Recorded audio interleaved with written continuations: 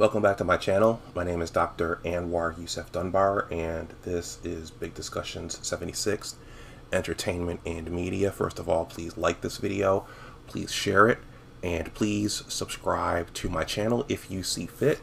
If you want to donate something to the channel, that information is below in the description box. And also, please consider joining the Big Words LLC Newsletter, as I am a writer, in addition to being a YouTube content creator. Well, this channel is dedicated to entertainment and media. Part of that involves current media, movies, TV shows, in some instances books, and also retrospectives on media from years past, movies, TV shows, cartoons, books. I just did my first of many videos on the Transformers combiners, and there are more on the way. But in some instances, the content over here involves when notable actors and actresses pass away. And it's always sad to see that, but as Paul Edgecombe, played by Tom Hanks, said in The Green Mile, we all owe a debt. So just recently, Paul Sorvino passed away at the age of 83. I have a short article here that I'm going to read. And then I'm going to say a few words about my impressions and recollections of Mr. Sorvino, and then I'm going to wrap this up. And so this reads as follows. I'm going to leave the link in the description box below.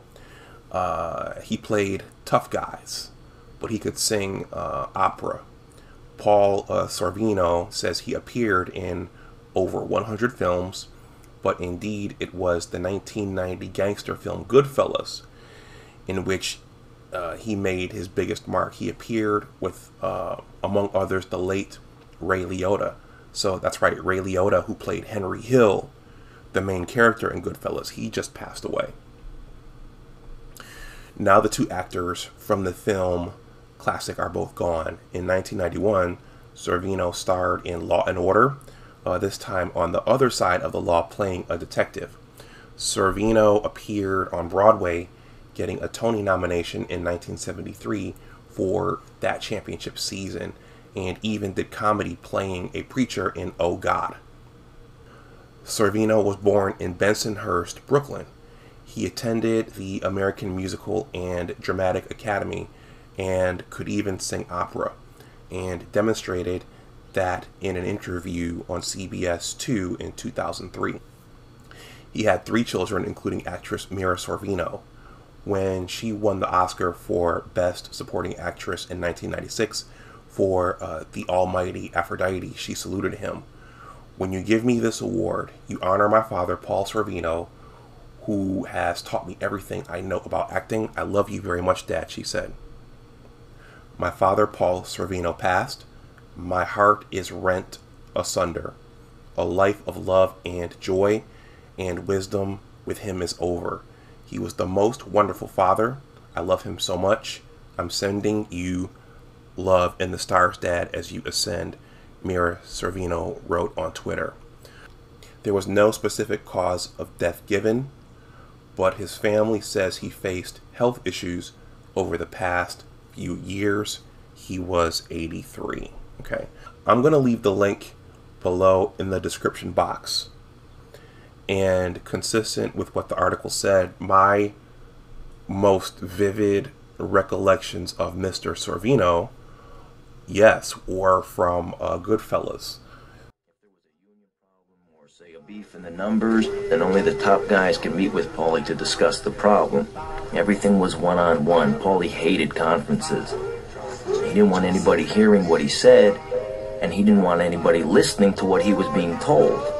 Hundreds of guys depended on Paulie, and he got a piece of everything. Typically, you think of Ray Liotta, who played Henry Hill, Robert De Niro, who played Jimmy, and Joe Pesci, who played Tommy. Though you think of those three as being the headliners for the movie, but when you look at some of the photographs on Google and the images, all four of them are shown with Paul, who played Paulie, the main boss, the big boss. I don't know if they refer to him as a Don in the movie, but you see him in the background of the younger three guys looking on. And his character is established early in the movie. Older Henry recalls as his younger self looking outside at the cab stand, and Paulie's brother Tootie, who's a little more garrulous and outspoken.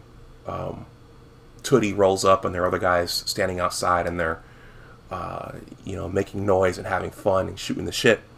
And then all of a sudden, Paulie walks out with his cigar, and they all just kind of fall into line. He looks at everybody, and then just slowly goes back inside. And then throughout the movie, you see that Paulie is in fact the boss. Everyone has to answer to him and get his approval for things. You did what you had to do. I'm talking about now. From now, here, and now. Paulie, why would I want to get into that? Don't make a jerk out of me. Just don't do it. Just don't do it. I want to talk to you about Jimmy. You gotta watch out for him. He's a good earner, but he's wild. Takes too many chances. No, I know that. I know Jimmy. You think I would take chances like Jimmy? And Tommy, he's a good kid too, but he's crazy. He's a cowboy. He's got too much to prove. No, I know. You gotta watch out for kids like